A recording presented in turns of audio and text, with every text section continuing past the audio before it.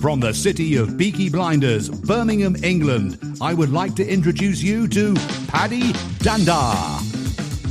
As the world becomes more automated and the robots take over, it's imperative that we build the right human skills for the future.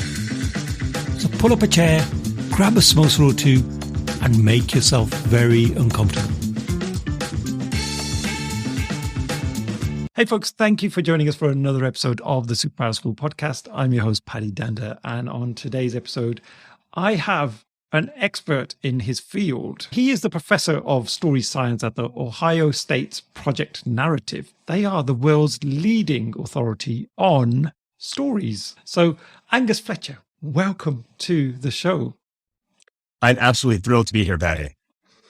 You know what, Angus? I'm really excited about this episode because just before we kicked off, you and I were talking briefly, and you said, Paddy, I'm going to be talking about stuff which is a little bit controversial in that it's not the same thinking as everyone else on this subject matter. And you talked about you're against play, you're against divergent thinking, and straight away I was hooked. So I'm so interested to know more about some of those topics. But first of all, what is a superpower you'd like to bring to this particular episode? I'd like to bring the superpower of human intelligence as distinct from most of what we're taught in school today, which is essentially a version of computer intelligence.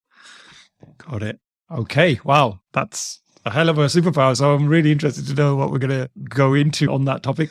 But before we do that, could you tell us a little bit about your background? So I'm a professor at Ohio State. My background is ultimately in neuroscience, but I work on story.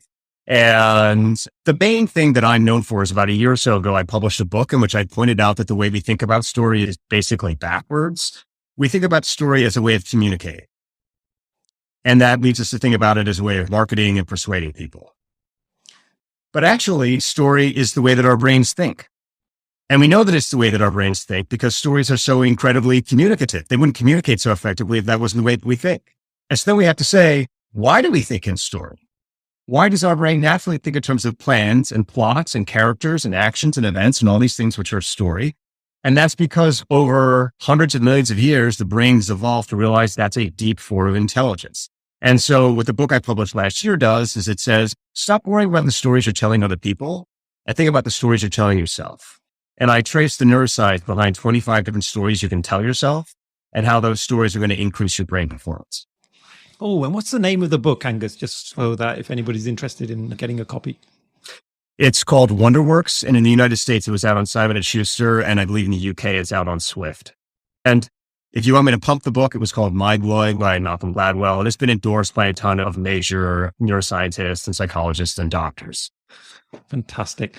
And so going back to the institute where you work, you said they are the leading institute for stories. So could you just elaborate on that a little bit for me? Yeah. So no one has ever heard of Ohio State's Project Narrative outside of the tiny academic community in which I work. And that community is known as narrative theory. And narrative theory is the formal study of stories. And most people in narrative theory got their start studying literature. I got my start actually when I was at Stanford and I started working with Pixar and kind of the entertainment industry and kind of how movies work.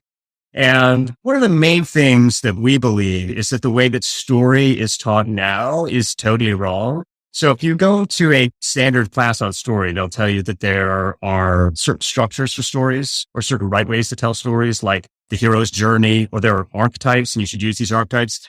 This is totally against science and biology. Story evolved in the human brain as an adaptive process for coming up with new plans and actions. So being able to respond to unexpected circumstances. And what that means is that story is incredibly adaptive, flexible, original. All of us have our own story and all of us have the capacity to make up new stories. And so what we do is we go deep into the brain and identify those mechanisms that help you generate new stories. And those stories are the stories that not only power your life in terms of the futures that you can imagine, but that also help you make sense of what has happened to you and your past and your history and who you are and what makes you unique. So that's kind of the work that I do. And a lot of that, as I said, touches on neuroscience and psychology, but also literature, the arts, Hollywood, and more recently, business and the special operations community in the United States Army. Wow, that's a very diverse set of groups that you've been working with. And in terms of then those structures. And hey, I did a talk on this recently, and I used exactly those structures that you've just talked about there, about the hero's journey, etc. So I'd be really intrigued to know, is there an alternative structure, or is there no structure? There's no structure, there's a process. Structure is the myth.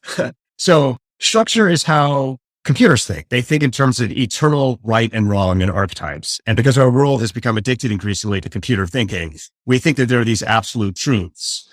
Life is about a process of adaptation and reaction. And that's because we evolved in changing landscapes, and we ourselves have to change and grow. The reason that I work with special operations is because the primordial state of life is a state of war, and war is asymmetric conflict. It's you figure out how to do something, and then the moment you figure out how to do it, your enemy figures out how to do it better. And then you have to change. And this is actually how life works for all of us, even when we're not in a state of war. If we're in business, we're constantly having to evolve against our competitors. If we're in any sphere of activity, we're constantly having to evolve. Technology, constantly evolving. And so you want to get out of the thought of structure and that there's a structure. I mean, if we taught structure in engineering, we would still be doing the wheel. No one goes into an engineering class and learns structure. What we do is we learn process. We learn how we problem solve. What is the process of problem solving that allows us to innovate and change and evolve? And it's only in storytelling that we have this incredibly archaic idea that there are these fixed structures that we all have to learn, when in fact we have a much more dynamic power in our brain. I think I've got it. I probably haven't got it because I'm just not as smart as you, Angus. So I'm still trying to catch up in my brain. So if I was a student coming to one of your sessions, somebody who's really interested in stories and storytelling and wants to get some takeaways that I can then use practically in my day-to-day work, what might you tell me that's going to help me in that particular goal of mine? So let me give you a kind of an overall method, and I'll give you a specific example. So overall, what you have to think about is story is a tool for accomplishing something. And every job has its own specific tool. You don't use a hammer to solve every job. So you have to say, what am I trying to accomplish in this specific instance? Am I trying to encourage empathy? Am I trying to encourage curiosity? Am I trying to encourage love? Am I trying to encourage a sense of healing or processing grief? What am I trying to accomplish? And then I want to work backwards from that to build the specific technology or structure that I'm going to use in this instance for this audience. So simple example, I told you that I kind of got my early start working with people at Pixar. The movie Up. Wonderful, innovative movie, does not follow a traditional structure. If you try and diagram what happens in Up, you very quickly lose your mind because it's very distinct.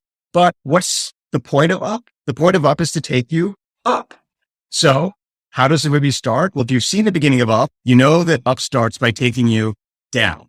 It has a very sad, emotionally affecting beginning. And so by taking you down, it makes it easier for the story to then take you up. So that's just a very simple example. And one of the great things about Up is that the ending was created first and the beginning was created last, which is in general the way you should build a story. You want to work backwards from what you're trying to accomplish to the actual structure that you choose. And Up is the one with the balloons and the house flies up. So I wasn't aware of that. I had no idea they'd actually built that movie in that order. If I'm giving a presentation and I want to build some buy-in into my ideas, I'm trying to articulate a concept and I would love for the people or the audience to buy into my idea, then how might I go about that then? What might be some of the things I could do there to get them to trust me, build credibility in what I'm saying?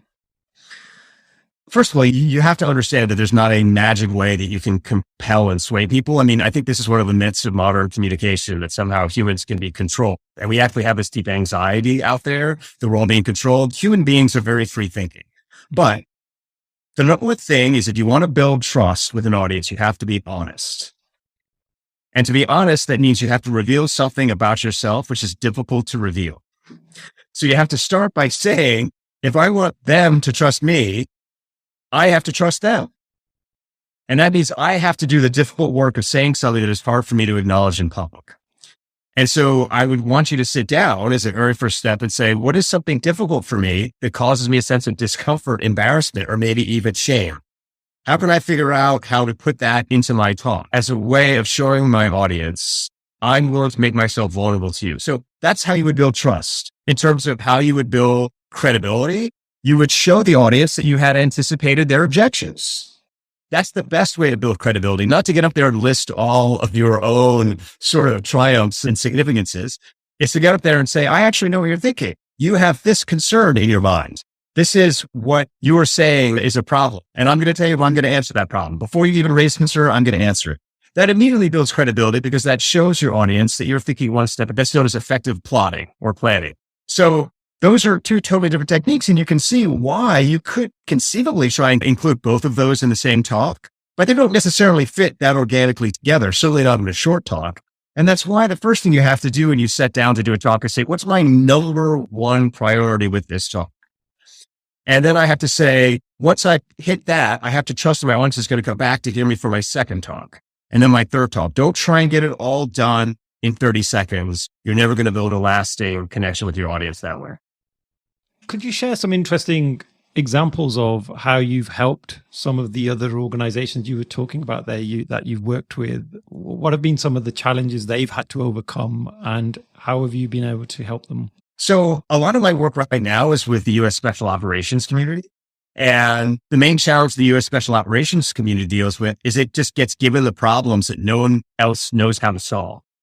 Right. So basically, and I should say this, I'm someone who has no background in the military, never thought that I would end up working with the military. And actually, even though I have an American accent, I was actually born in the UK. I was a British citizen and came here to America and became naturalized. So I'm not a kind of patriotic, rah-rah American.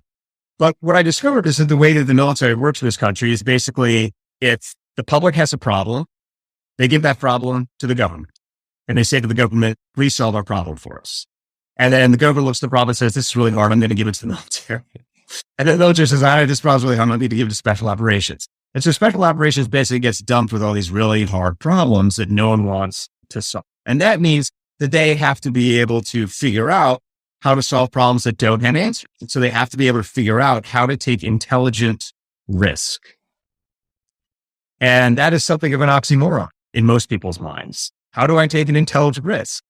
But the remarkable thing about the human brain is that's what the human brain evolved to do. The human brain evolved to take intelligent risks because the human brain knows that life is always changing. And so built into it is a sense that it has to always be thinking for the future. And to think for the future means you always have to be doing things that are not necessarily efficient in the present. You have to be imagining and you have to kind of be gambling a little bit.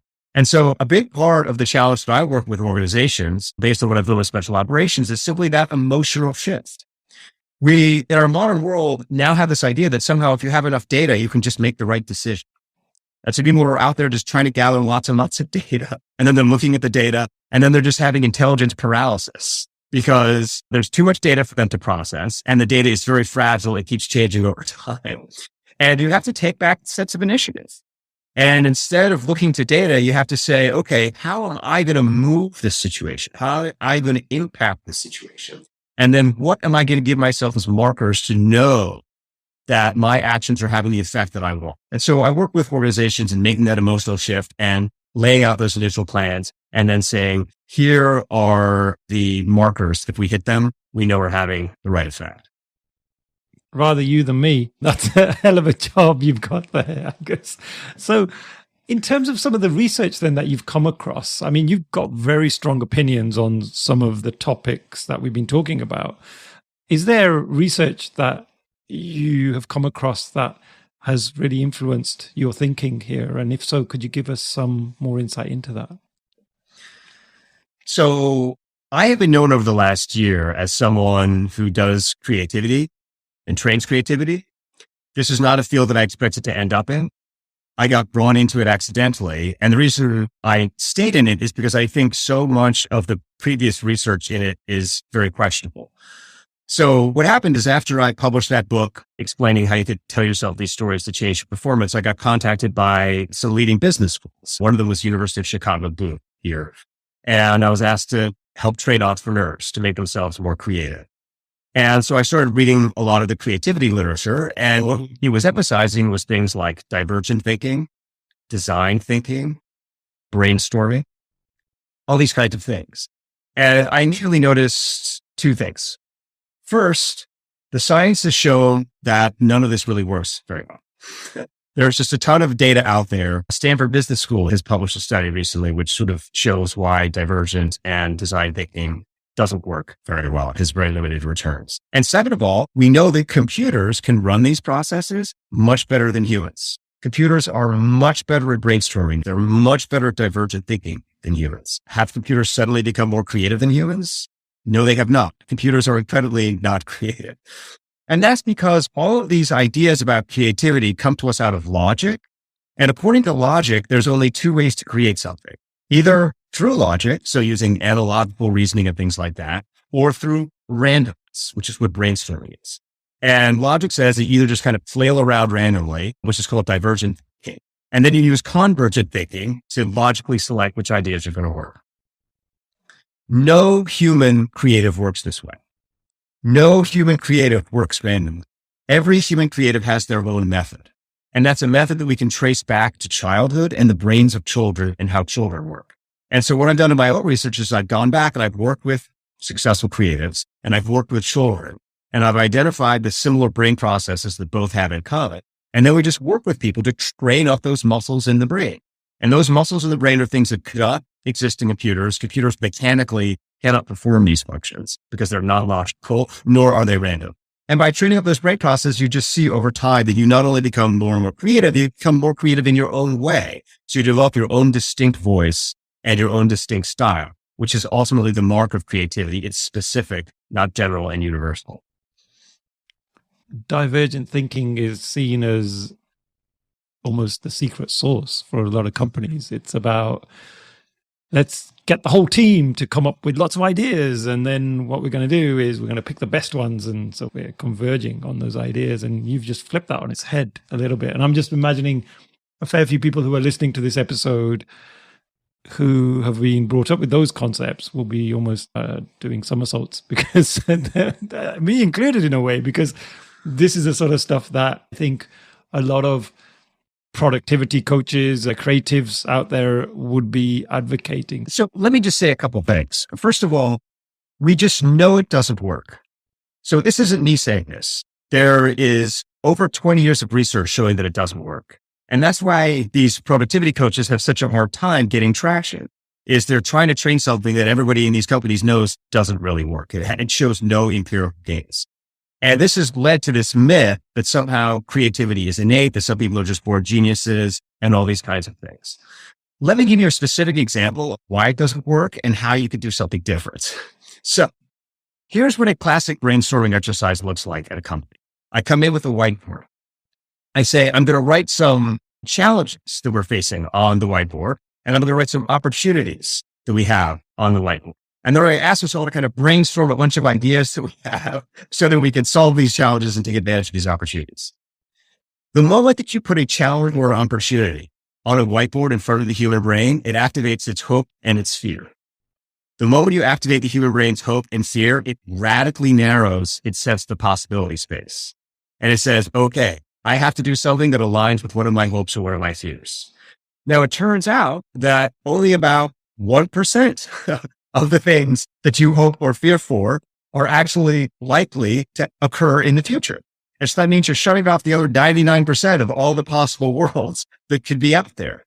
You think of all the negative things that have come up in your life that weren't things that you were afraid of. They usually surprised you in an unpleasant way. And you think about all the wonderful things that came into your life that you weren't expecting, So you have to remove yourself from this whole idea of brainstorming in response to specific challenges and opportunities. And what you have to do is you have to get yourself out of your hopes and fears and start to build up those muscles outside of the specific concerns of your organization. So one of the things that I do a lot with our teams is I work with what we call kind of mission adjacent problems. So if you have a company that has two divisions, I take the team from one division and focus them on the problems of the other division and vice versa.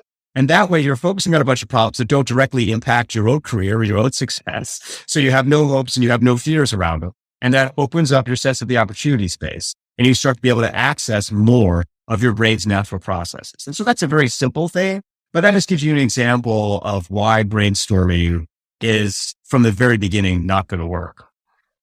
I'm just thinking about all of the sports fans that often throw abuse at the team and say, hey, if I was managing the team, I would do things differently. And in my mind, that's almost similar to what you're saying there, because their skin's not in the game. They're able to be a little bit more creative and have a different perspective. But actually, the coach knows their skin's in the game and their neck's on the line. So they may think slightly differently to everyone else. So there's that risk issue. Absolutely. That's causing the coach to kind of turtle is the term I would call, they turtle. The main way you see this in your own life is when you give advice to your own friends. You're much better at giving advice to your own friends than you are giving advice to yourself. And you're much less able to follow, that kind of imaginative advice than you are to give it. Why is that? Because you just feel too invested in it. And so a lot of the work that we do is just that emotional work of unseating yourself from your problems so that you can come back to them feeling empowered from a different perspective. And, I'll give you another example of how the training is different in terms of convergent thinking. So as we talked about, the way that companies work now is they brainstorm a whole bunch of ideas and then they use convergent thinking to identify what they consider to be the best idea. And this is the application of logic to winnow or screen all the ideas.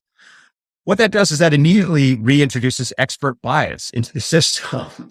And you basically throw out all these ideas because they seem illogical to you. Guess what? Logic cannot determine whether a genuinely creative idea is going to work or not. The only thing that can determine whether it's going to work or not is by trying this. You can't guess in advance whether a creative idea is going to work or not. And you could, creativity would be a lot easier. So you have to totally junk the idea of convergent thinking. And instead, what you have to do is you have to say, I'm going to take a risk assessment. What is the volatility that I'm dealing with? If I'm dealing with a high volatility situation, then I have to pick an idea that is also highly volatile, or that I have no idea if it's going to work.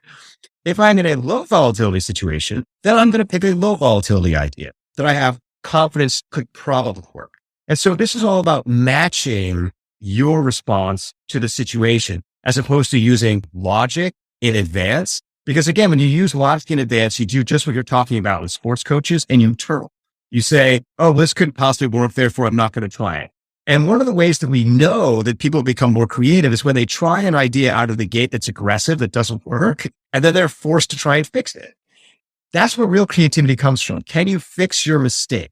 Do you have the agility once you've got yourself in that situation to try again? This is why improv comedy, for example, is a great thing to practice if you want to kind of develop those mental skills. I had one of the early founders of Comedy Central, the channel, and that's one bit of advice he gave me. He said, you should try improv because that's a great way of you thinking on your feet and reacting. Because I was saying, how do I become more funny? And that was his answer. But anyway, it obviously didn't work, that one. So Angus, what's really interesting about that is, like, I totally get you when we've been told to gather together, do some brainstorming, put the stuff on a whiteboard and hope we're going to have some really creative ideas. It's almost like we can switch creativity on or off. There's a switch that goes off. And I'm so against that because I think the best ideas are when you least expect them or when you're doing something else. Like, how many of us have come up with great life-changing ideas when we're having a shower? Like, I have to say that's when I'm most innovative, is during those times. So I'd rather say to a team, it's Friday afternoon, we have a challenge, and could you ponder over this for a few days? And then let's get back together at some point next week and see what we came up with. And I think they have more of a chance of coming up with real meaningful ideas, good ideas, when they're left to it and let them be creative in their own ways. Would you agree with that? No, that's totally correct. So, and Joe, if you want, I can explain why that's the case. I mean, the main reason that's the case is that because about 90% or so of the creative muscles in our brain are non-conscious. And that again is related to the fact that creativity is not logical. So when you understand how our experience of life is largely driven by our consciousness, by our sense of awareness. Most of consciousness is driven by vision. Most of what's going on in your consciousness is stuff that you can see. And this gives you this impression that somehow most of your intelligence is conscious and visual. Consciousness and vision are largely logical. The non-conscious parts of your brain, they evolved out of the motor regions, which are about doing actions and trying things, experimental action. And those are all just whirring away deep under the surface of your conscious brain. And so usually the best thing you can do if you want to be creative is take your conscious brain, use it to feed something into your non-conscious brain, a problem, and then just go off and do something else for a while, like exercise or knit or something else, or take a shower. And then all that deep power in your brain is going to be working on it. And if it's not working fast enough, feed it more stuff. And the thing that really feeds those parts of your brain is stuff that's weird, unusual, distinct. Again, all the things that are different from computers. Computers think in terms of the abstract, the general, the universal. If you can feed quirky things into that deep part of your brain, and that's why when you go to a museum or something like that, what you're looking for is what's distinctive, what's special about a work of art. And the more that you have that artist sensibility of constantly feeding unusual, interesting things that you can't explain, and you're not trying to fit into general rules into your deep brain, the more it will reward you unexpectedly by kicking out big ideas. So I need to visit more art galleries and museums. I think that's where I'm failing. Angus, the piece of research that you did that I came across, and that's how I connected with you, was this question about, can anyone be trained to be creative?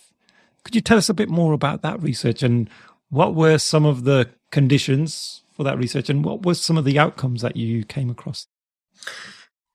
Yeah, so this research is published in the Harvard Business Review and the New York Academy of Sciences. And the first thing I just want to start off by saying is that every human being on Earth is already extremely creative. That's just part of how our brain works. The human species has evolved to be incredibly creative. That's why we're so adaptive. And so all of us are born creative. You see this in children, their enormous capacity to imagine and invent. So a lot of what creativity training is, first of all, just getting back in touch with those parts of your brain, because our modern world is logic-based. A study came out of Ohio State, not from my lab, but about a week or so ago, showed that when you give adults a problem, they get better and better at focusing in on a specific method for answering that problem, whereas children basically try and resolve the problem every time in a different way. And what that means is that adults, we get more and more efficient, but we get less and less creative and less open. And so a big part of creativity training is just going back to being a child and saying, okay, I need to back out of my methods because those methods aren't working anymore. And I have to re-expand. And so when we do that very basic work, we just did a study with the United States Army. It was run by the Army, not by me, by their independent team. And they concluded that as little as 2 hours of training can effectively increase your IQ by about 14 points. When it comes to solving these complex problems, complex open-ended problems, simply by just re-engaging those existing parts of your brain. Once you've done that, then there's all these sort of specific tricks like I've been talking about that you can do to kind of start to build on your natural reserve. But the main thing, honestly, is that all of us are a lot more creative already than we're using. And just getting back to that part of ourselves by getting out of the psychology that there is a right answer and that we have to find the answer now, and instead being patient, being open, and thinking from a broader perspective about why you're doing this in the first place.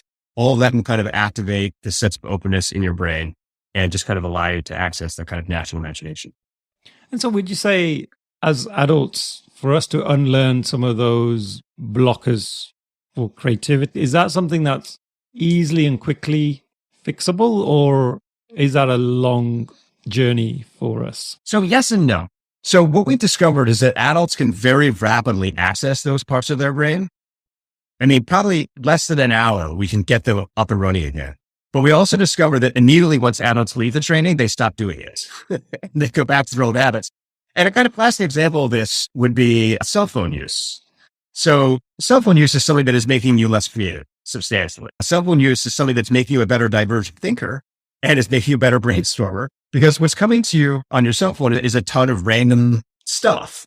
And that stuff is activating what we call your what curiosity is when you're just interested in stuff. Like, oh, what's that detail? What's that fact? What's that thing?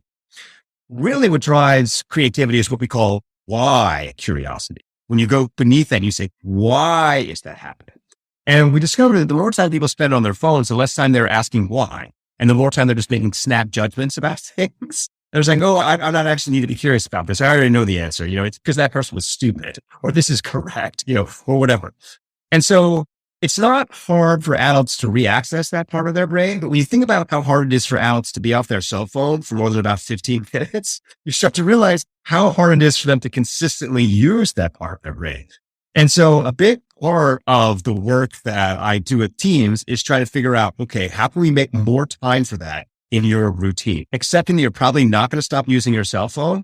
Is there 2 hours at the beginning of the day, which we can kind of preserve as a kind of space for this? Can we figure out how to kind of carve that out and fit that inside the machine of your schedule so you're getting more of that natural creativity? So basically, the short answer is yes, it's still there. It's very easy to get, but no, it's still very hard for people to use consistently. Got it. That's good news for me. I'll be putting that phone away. So Angus, we're running out of time. I'd love to know if you can recommend some resources, books for anyone who wants to know more and is intrigued by some of the subject matter we've talked about today. Is there some literature that you would recommend? If they're interested in learning more about my kind of rogue theory of creativity and the work I do with U.S. Special Operations and all this kind of stuff, I do have a fairly low rent website, angusfletcher.co, which has all the kind of publicly available materials, including the workbook we developed for the U.S. Army, which I think you can get for about 99 cents or something off of Amazon. There's also a bunch of publicly available stuff like a Harvard Business Review article and the Academy of Sciences. I'm also on LinkedIn. I'm always happy to make a new friend on LinkedIn. But, the main thing I would say is if you really want to understand how creativity works, from my perspective, spend more time with a 4-year-old or a 5-year-old. And spend less of that time judging them and thinking, oh, how inefficient they are, and spend more of your time trying to think like they think. Because the science is that they are much, much more creative than you are. And a lot of what you write off as their kind of inefficient and useless behaviors are actually things that are going to help them in 20 or 30 years create a better world. What a great way to end the show, Angus. So find yourself a 4-year-old or a 5-year-old. And I have to absolutely agree. I see this in my own kids. My son's now 10, and I'm noticing a very big shift in his thinking because he's now much more conscious and self-conscious about his creations and even the conversation I have with him. So already he's starting to lose his creativity, I think. So maybe if I caught that 5 years earlier, why we could have steered him perhaps, but hey, there's lots of variables outside of our control as parents. But what a great piece of advice. Thank you so much, Angus. It's been such an enjoyable conversation.